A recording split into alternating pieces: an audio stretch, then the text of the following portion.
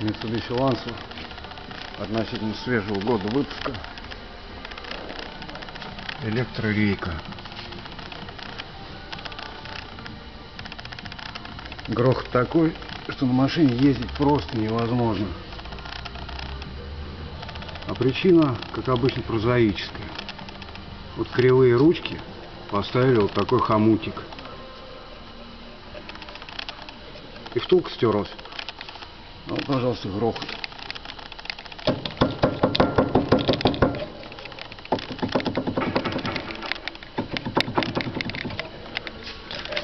Здесь видно, как вал там бьется внутри.